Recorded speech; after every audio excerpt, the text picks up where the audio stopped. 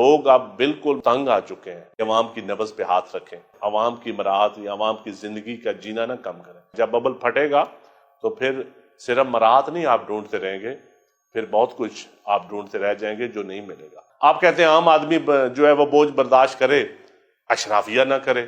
جب آپ عوام کے خلاف کوئی بات کرتے ہیں تو نہ دل مطمئن ہوتا ہے، نہ ضمیر اجازت دیتا ہے، اور نہ لوگ اجازت دیتے ہیں۔ یہ بیوروکریٹک سسٹم، یہ جوڈیشل سسٹم، یہ لوگوں کو ڈیلیور نہیں کر رہا۔ پلیز اس میں ریفارمز کریں۔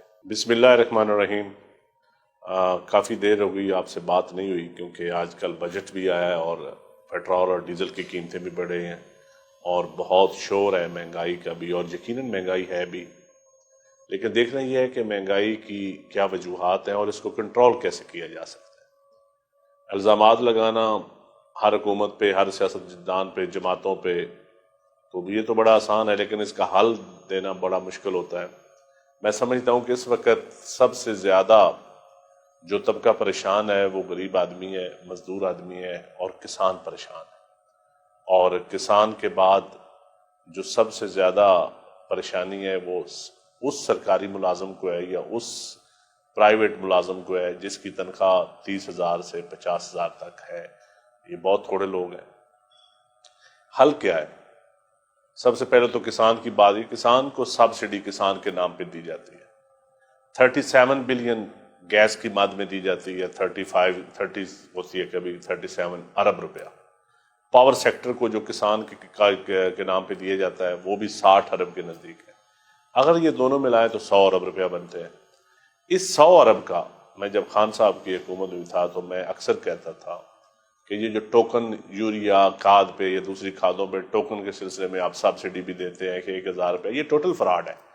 کوئی فرٹیلائزر، خواہ فوجی فرٹیلائزر ہو، اینگرو ہو، فاطمہ فرٹیلائزر ہو، بہت ساری ملیں، اللہ تعالیٰ ان کو اور سرمایہ دے اور فیکٹریاں بھی لگنی چاہیے، لیکن یہ کسان کا خون تو نہ چوسیں جو گورنمنٹ سے لیتے ہیں سبسڈی کے نام پر۔ کسان کو اس کا آڈٹ ہونا چاہیے، اس کا کس کے اوپر کمیٹی بنائی جائے، جو کبھی بھی نہیں بنی، کسی دور حکومت میں بھی ان کا آڈٹ نہیں ہوا کہ یہ جو سبسڈی لیتے ہیں اس کا امپیکٹ پبلک کے اوپر کیا پڑتا ہے، کسان کو کیا اس مد میں سستی کھاد ملتی ہے۔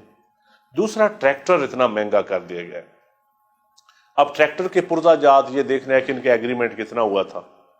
انہوں نے اس ملک میں ٹریکٹر تیار کرنے تھے، فورڈ ہو، الغازی ہو، ملت ہو، جو بھی میسی والے ہوں، سارے باہر کے ممالک سے تیار ہو کے آتے ہیں۔ سیکنڈ ہینڈ ٹریکٹر بھی آنے تھے، پرزہ جات سکریپ کی مد میں بھی آتے ہیں۔ اس پہ دیکھنا ہے کہ اگر ہم پرانے ٹریکٹروں کی اجازت دے دیں، اگر ہم ایسا، اب جو ٹریکٹر 4 لاکھ میں ملتا تھا اب 10 لاکھ 15 لاکھ میں ہو گیا، جو 15 لاکھ میں ملتا تھا وہ 30 لاکھ کا ہو گیا۔ تو پیپلز پارٹی کے دور میں 2.5 لاکھ کا کسان کو ٹریکٹر ملا تھا، اب آج بھی لوگ یاد کرتے ہیں۔ تو میں سمجھتا ہوں کہ اس وقت کسان کو آپ یا اس کی مشینری سستی کر کے دے سکتے ہیں۔ لوہا اتنا مہنگا ہو گیا، لوہے کی وجہ سے ہل بنوانی ہو، ہر چیز مہنگی ہوگی۔ جب کسان کی انپٹس مہنگی ہوگی تو یقیناً اس کی پھر فصلیں بھی مہنگی ہونی چاہیے۔ جب فصلیں مہنگی ہوتی ہیں تو پھر عام آدمی پہ بھی اثر پڑتا ہے۔ گندم 3,000 پہ بھی، اب ہم 2,200 روپے نہیں دینے کے لیے تیار تھے، 1,600-1,700 روپے، آج مارکیٹ میں 2,600 روپے مل رہی ہے۔ کسان کی تو بک گئی 1,600-1,700 2,000 میں، لیکن اب 2,600 روپے میں ہے۔ لیکن دیکھنا یہ ہے کہ آپ سبسڈی کس کو دے رہے ہیں۔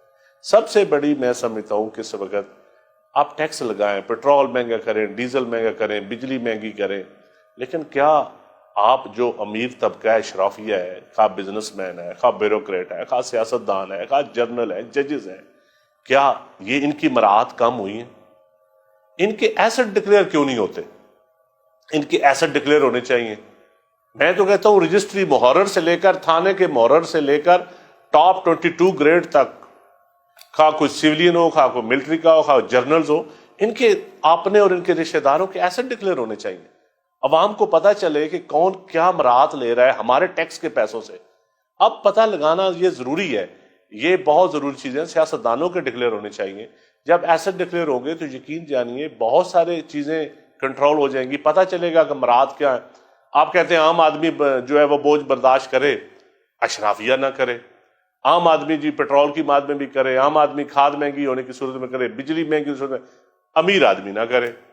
تو یہ اس طرح پھر لوگوں کے اندر بددلی پھیلتی جا رہی ہے، اور پھر لوگ اس سسٹم کے خلاف، پھر اپوزیشن کی جماعتیں، وہ یہ کوئی نہیں دیکھا گا کہ انہوں نے خود کیا کیا پچھلے سالوں میں، لیکن عوام پھر سڑکوں پہ آنے بھی مجبور ہوں گے، عوام روئیں گے، پیٹیں گے، اور یقین جانیے ہم حکومت کا حصہ ہوں یا نہ ہوں، حکومت میں ہوں یا حکومت سے باہر ہوں، لیکن جب آپ عوام کے خلاف کوئی بات کرتے ہیں تو نہ دل مطمئن ہوتا ہے، نہ ضمیر اجازت دیتا ہے، اور نہ لوگ اجازت دیتے ہیں۔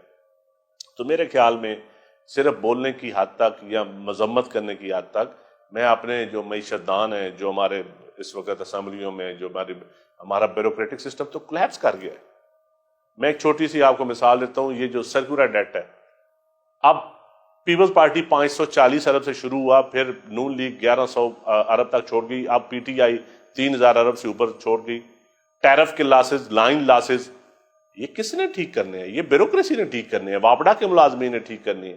یہ جو مراعات لیتے ہیں 25% سے 30% تک جو لاسز ہے، چوریاں ہوتی ہیں، کوئی ہیسکو میں یا پیسکو میں چوری ہوتی ہے، آئسکو والا یا فیسکو والا یا سارے دوسرے پے کرتے ہیں، تو یہ سے کون کنٹرول کرے گا؟ تو اگر یہ آپ سے کنٹرول نہیں ہوتے، آپ قیمتیں بڑھائی جاتے ہیں آئی ایم ایف کے نام پہ، کبھی کسی دوسرے کے نام پہ، تو میں سمجھتا ہوں کہ میاں صاحب اور جو بھی ارباب اختیار ہے، یہ آپ کا بیوروکریٹک سسٹم پلیز اس میں ریفارمز کریں، اور ایمرجنسی ریفارمز کریں۔